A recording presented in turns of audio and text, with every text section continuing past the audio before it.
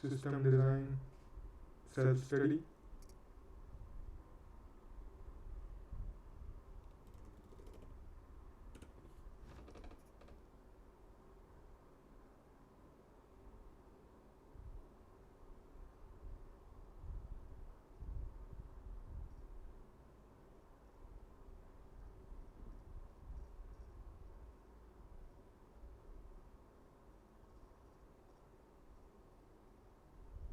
Hmm.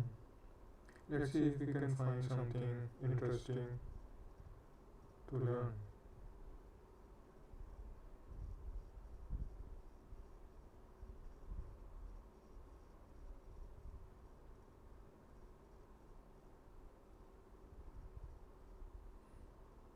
Okay.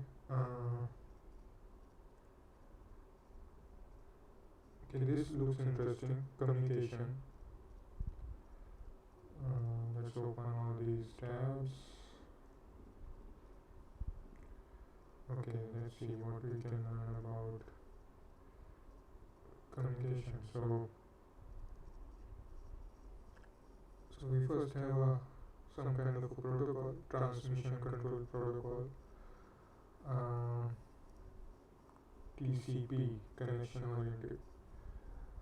So let's see, TCP is a connection oriented protocol over an IP network. Connection is established and terminated using a handshake.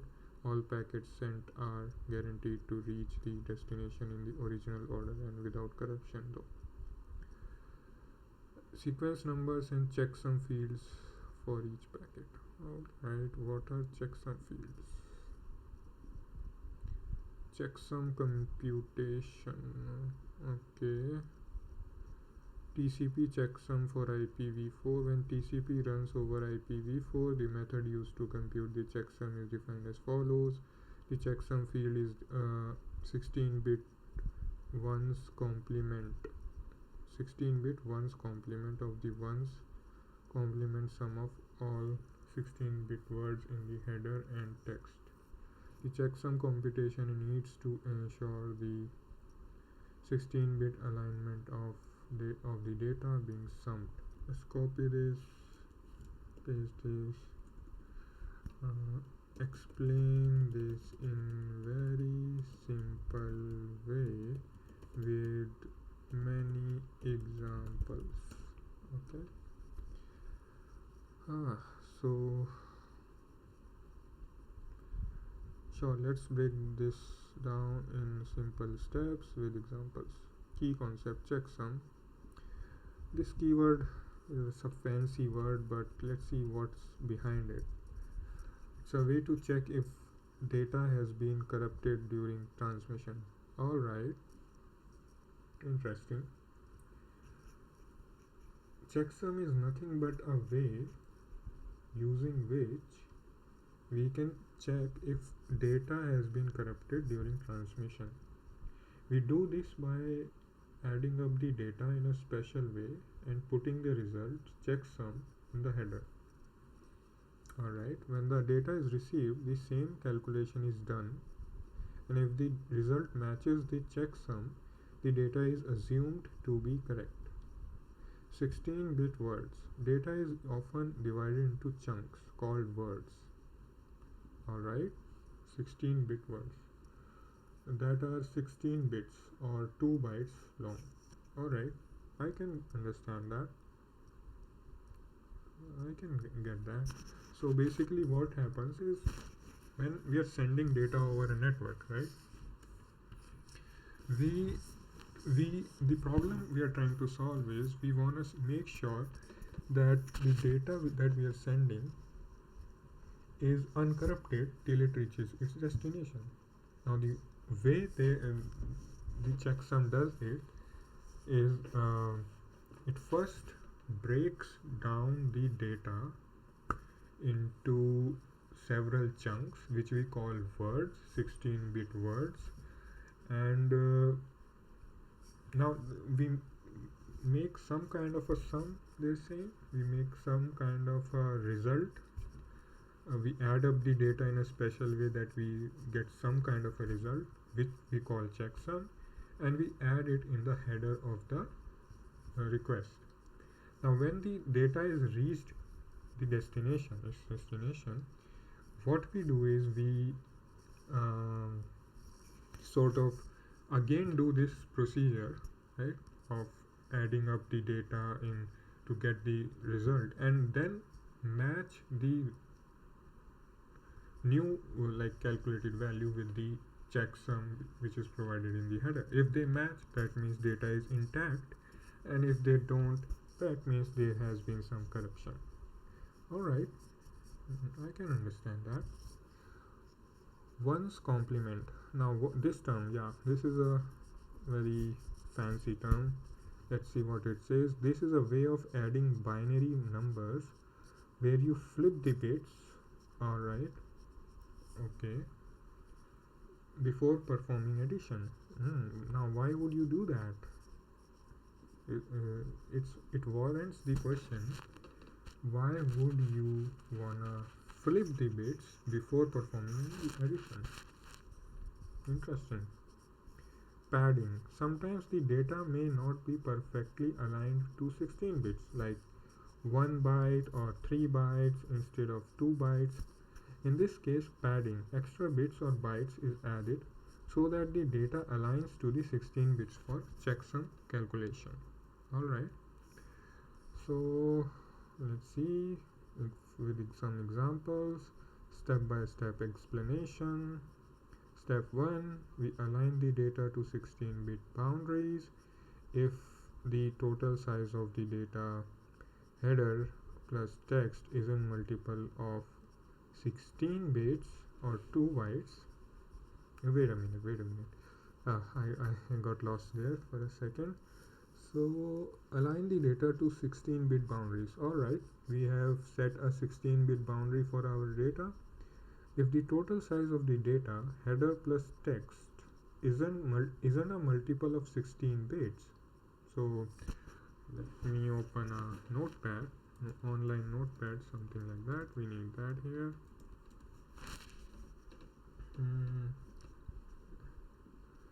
Let's open something.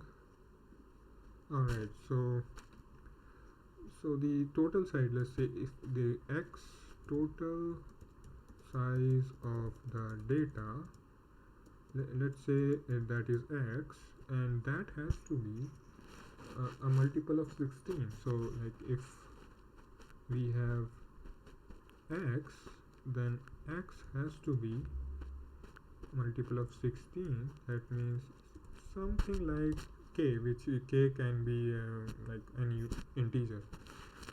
So that means, alright, I can understand that. Or 2 bytes, you need to add padding. If the data is not a multiple of 16, then the whatever is the remaining data, you have to add padding. Padding is extra data that helps make the data fit into 16-bit blocks. For example, if the data is 3 bytes long, add 1 extra byte, padding it with zeros to make it 4 bytes. Alright, 2 words of 16 bits. If the data is 5 bytes, we add 1 byte to make it 6 bytes. Alright, example, let's say the header plus text consists of 3 bytes. Okay, 3 bytes. These are 3 bytes. Okay, this is how you represent 3 bytes. I didn't know that. 0x12, what is this random numbers? 0x34, 0x56. I'm lost. What are these? This is 24 bits or 3 bytes, but we need 16-bit chunks for checksums calculation, so we add a padding byte, 0x00. Alright, now we have 2 chunks, 16-bit words, and we can calculate the checksum. Step 2 is replace the checksum field with zeros. Okay. While calculating the checksum field itself is temporarily replaced by zeros. You will add everything except the checksum field. For example, let's assume the checksum field is the last word in the data. If your data is something like this, okay. So we have this. So this that means this is the checksum field. You will replace the checksum field with zeros. Okay. I don't understand this. What let's assume the checksum field is the last word in the data. If your data is something like this, you would replace the checksum field with zeros.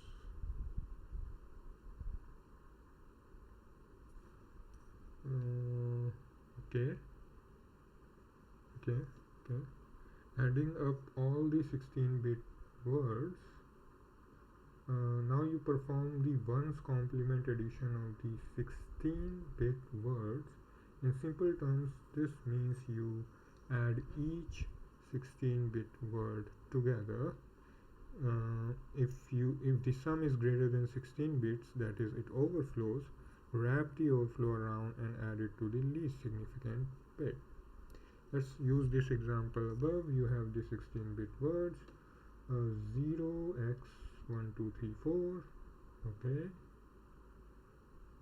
4660 in decimal, 05560x 22016 in decimal. Now add them together. We get this. Step 4, perform ones complement. Ones complement means you flip all the bits. So if you have a sum like 0x6834, you flip all the bits. So this in binary is this. So we flip all the bits. Okay. 0 becomes 1, 1 becomes 0. Okay. Now if we convert this back to, what is this representation? I don't understand this. This is, I'll have to probably search it. What representation is this? Is a hexadecimal representation. Okay, I've heard of hexadecimal, but I didn't know. Maybe I forgot. Yeah.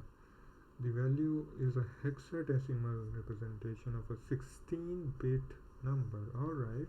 Here's a breakdown of what it represents. Explanation: 0x. Okay. The prefix 0x indicates that the following number is an hexadecimal. Okay. Base 16. Alright. 97 CB. This is the hexadecimal value itself, which represents a 16-bit number. Each digit in hexadecimal can represent 4 bits. Alright, so each digit represents 4 bits. Alright, so we have 4, 4, 4 and 4, 16. Okay, alright, I get that. So 2 hexadecimal digits together represents 8 bits, 1 byte. Therefore 97 CB is a 16-bit or 2 bytes. Conversion to other systems. So we see, to better understand the number, we can convert it into different number systems. So alright, 9 in hex equals 001 in binary. Okay. What is the conversion?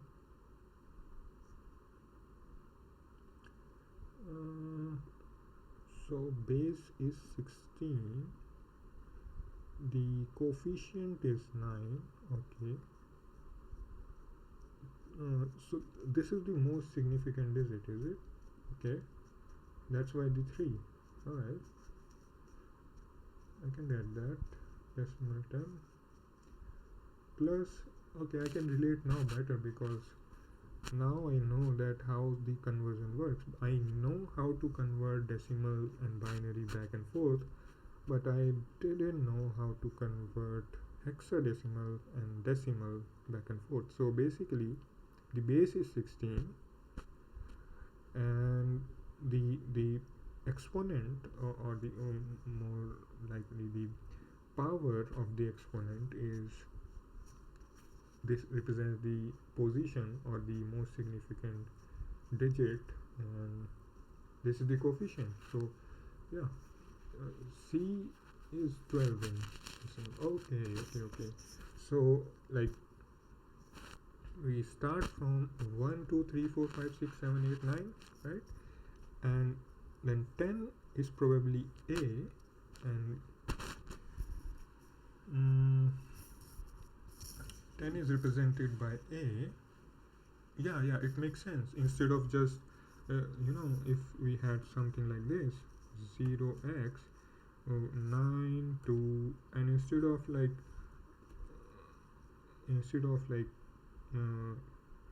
if we wanted to have a 10 over here, right? If we wanted to have a 10 over here, instead of writing 10, we write A.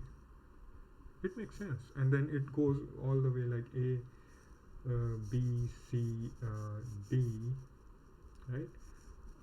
D is probably like 13, and then 14 is represented by E, and then 15 by F,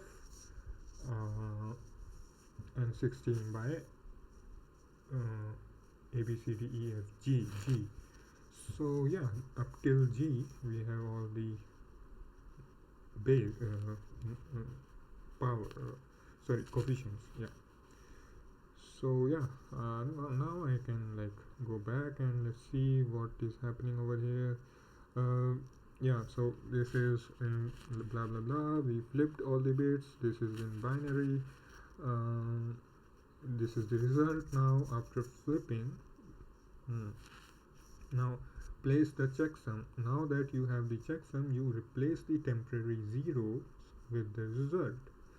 Okay, so in this case the checksum would be 0x97 CB. If the checksum calculation happens after this process, you would transmit the data. The checksum ensures that the receiver can verify if the data has been corrupted or altered. Alright, final example, let's go through a complete one. So we in the header and data we have something like this. This is a 3 bytes 24 bits data. We need to pad it to make it 16 bit aligned. Alright, replace the checksum field with zeros if it's including, if you're calculating checksum here. Alright, now we add up the words. This we add, this we add. Alright, perform the ones complement. Alright, flipping all bits. Finally we have the checksum this. So realign the data, perform. Alright, one question that still boggles me is like, why do we need to perform this ones complement? So let's just do the good old ChatGPT search. Do we need to perform ones complement on the sum? Right? Great question. The ones complement is an essential part of how checksums work, especially in protocols like TCP/IP or UDP for error detection. Let's break it down in simple terms to understand why we perform the ones complement operation on the sum. Purpose of ones complement in checksum calculation. The main reason for using ones complement is to create a checksum that is resilient. How is it resilient? Like, just flipping the bits makes it more resilient? Like, if by not flipping the bits, it's less resilient. How does that work? To transmission errors and can easily detect small mistakes in the data. It is designed to give a self-checking property, meaning the checksum can be verified quickly to ensure the data hasn't been corrupted. When you calculate a checksum, you want the result to have certain properties, especially for error detection. Using one's complement in the checksum calculation helps achieve that. Here's why. Step by step reasoning. uh, Detecting errors in a checksum based system. You are adding up all the data in the packet or message. If a bit flips during transmission, because of noise or other errors, you want the checksum to detect that flip. One property of one's complement addition is that it has a unique error detection capability. If any single bit in the data is corrupted, the checksum will usually change in a way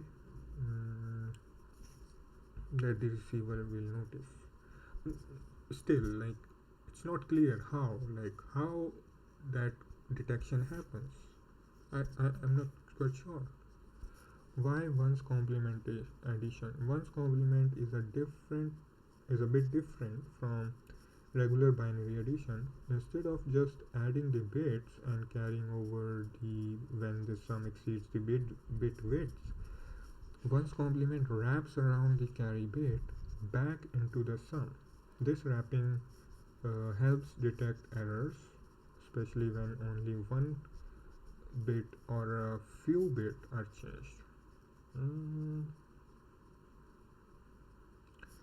In one's complement, after adding all the 16-bit words, if there is a carry left over, that is the sum exceeds the 16-bit limit, you wrap around this carry into the result. This wraparound is key to the checksum's ability to detect errors. Alright. Creating a checksum that matches the data. The checksum is essentially the inverse of the data after performing one's complement. When you add the checksum and the data together, with the checksum inserted back into the data for verification, result should be all ones in binary. This means that when the receiver calculates the checksum, which is just a ones complement of the sum of the data, should match what was originally sent, allowing the receiver to verify the entire data. Let's see some examples. Let's look at a practical example to show how the ones complement works in action. Suppose we have two 16-bit words. Okay.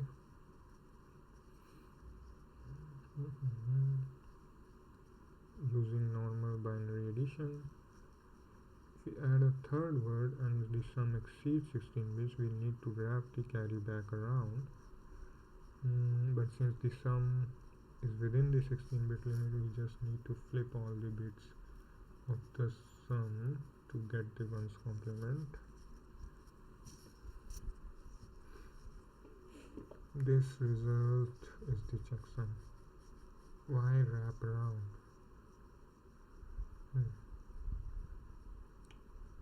There was an overflow.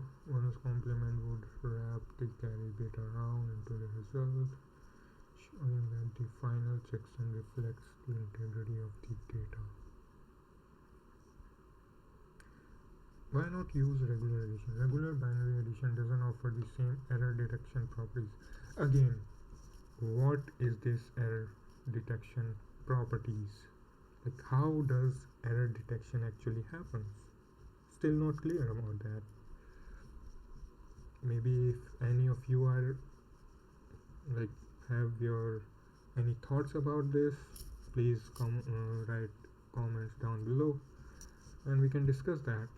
In normal addition, if a bit changes during transmission, it might not cause the checksum to change in a way that it can be detected easily. Once complement provides this extra detection and intersection layer, especially for smaller transmission. It's like a single bit fit. Final thoughts and summary: once complement is used in checksum calculation because it has specific error detection properties that help each catch errors during transmission. It ensures that even if a single small error occurs, the checksum will not match, signaling a problem with the data. Alright. Okay. Alright. I think that's it. So yeah, where were we? We started with TCP, but the single checksum thing took over all the time. Okay, yeah, maybe it will take a lot of time. Alright, see you in the next video.